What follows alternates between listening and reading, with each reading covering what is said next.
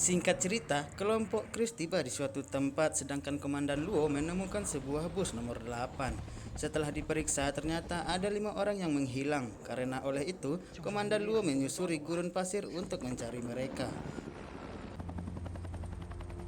Chris bertengkar dengan Henry karena Henry telah menipunya. Henry bilang dia menjalankan perintah dari Unicorn, padahal orang yang menyuruh Henry adalah Owen. Owen mengincar Profesor Cheng karena dia menjadi kunci penyaluran minyak ke pembeli. Dia adalah orang yang selama ini menyerang kilang minyak itu. Owen kemudian mengajak Chris untuk berbicara berdua saja. Dia meminta Chris untuk bergabung mencuri kilang minyak milik perusahaan Cina.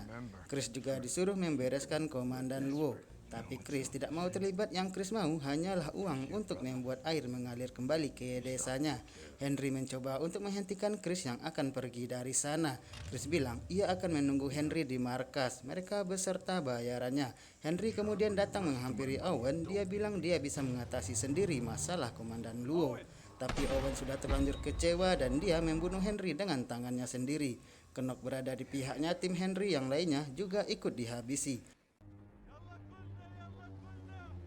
Helikopter Komandan Luo melihat satu buah mobil yang lewat dan ternyata itu adalah Chris. Dia sempat melihat wajah Chris tapi tidak menembaknya. Komandan Luo memilih untuk mengikuti kemana mobil itu pergi.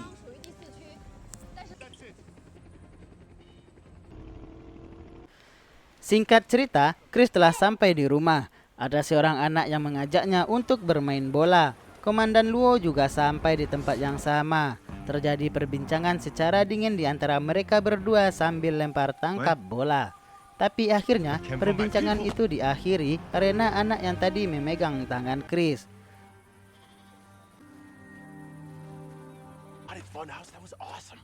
Chris pergi keluar dengan mobilnya disusul oleh Komandan Luo secara diam-diam. Chris menuju markas tempat Henry dan timnya biasa berkumpul. Namun yang ditemukannya adalah tubuh Henry yang sudah tewas. Komandan Luo juga telah sampai di tempat yang sama dan tiba-tiba keduanya terlibat pertarungan yang sama-sama mengandalkan keahliannya sebagai seorang tentara. Komandan Luo masih mengira Chris yang membunuh 5 orang yang diculiknya dan Chris mencoba menjelaskan jika bukan dialah pelakunya karena adiknya juga terbunuh.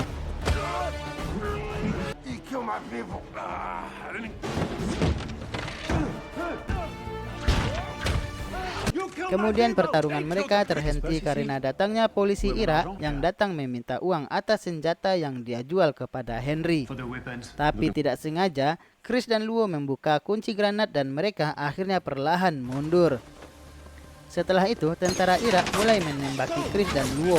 Mereka berdua saling bersembunyi dan saling berdebat untuk melawan para tentara itu. Tapi pada akhirnya mereka bekerja sama untuk melemparkan granat. Setelah semua tembakan terhenti, mereka berdua pergi keluar. Don't look one direction. Dan mereka pun membuat kesepakatan untuk menemukan orang yang telah membunuh adiknya dan menculik orang-orang Komandan Luo. Sementara itu, Owen kembali ke kilang minyak dengan membawa Sandra, yaitu Profesor Cheng. Dia menginterogasi Profesor Cheng. Owen meminta kode untuk masuk ke pusat kontrol sistemnya. Dia menembak satu persatu orang yang disandra. Profesor Cheng terus bertahan sampai akhirnya sandra yang terakhir dibuka, yaitu putranya. Cheng pun bersedia untuk memberikan kode aksesnya. Namun sayangnya, flash disk itu ada di tas yang dibawa oleh Dr. Mei. Untuk menemukannya, mereka harus melacak keberadaan Mei lewat ponsel milik Profesor Cheng. Chris dan Luo telah sampai di rumah di saat yang sama. Mei mendapatkan telepon dari Profesor Cheng yang berbunyi.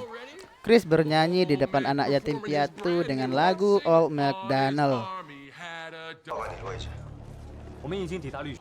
Luo mendapat kabar dari anak buahnya jika semua orang telah sampai dengan selamat di zona hijau. Luo dan Mei tersenyum melihat kelakuan Chris di depan anak-anak dan setelah itu Luo ikut bergabung.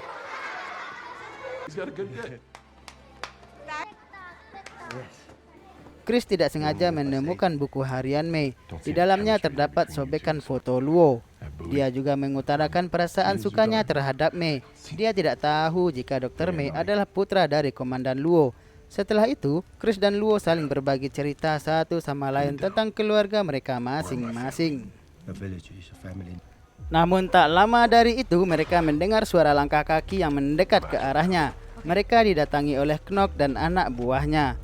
Semua anak-anak dibawa ke tempat yang aman.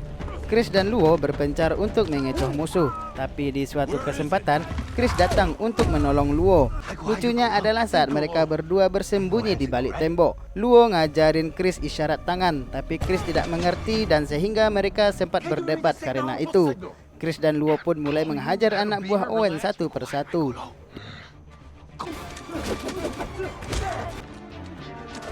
Mana saat Chris menaiki sebuah menara, Knock kemudian menembakkan sebuah senjata yang mampu merobohkan bangunan.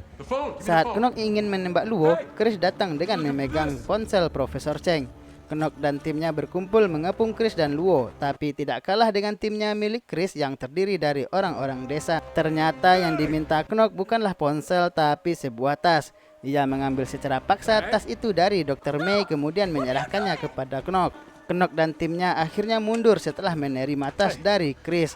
May memarahi perbuatan Chris, tapi kata dia itu semua dilakukan untuk melindungi desanya.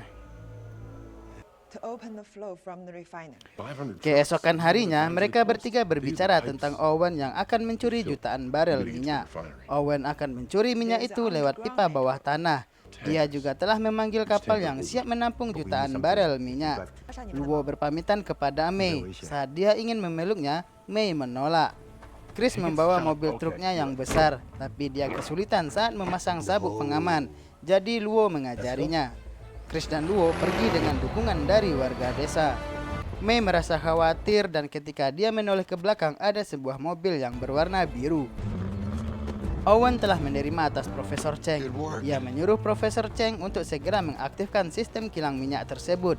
Dan setelah aktif, mereka mulai mengisinya lewat sebuah lubang yang nantinya akan mengalir melalui pipa bawah tanah dan sampai ke kapal dan butuh waktu 24 jam untuk menguras habis minyak tersebut. Owen memberi perintah kepada Knock untuk membunuh Profesor Cheng dan putranya saat prosesnya sudah selesai. Sementara itu, Chris dan Luo hampir sampai di tempat tujuan. Kedatangan mereka disambut oleh anak buah Owen yang memegang basoka.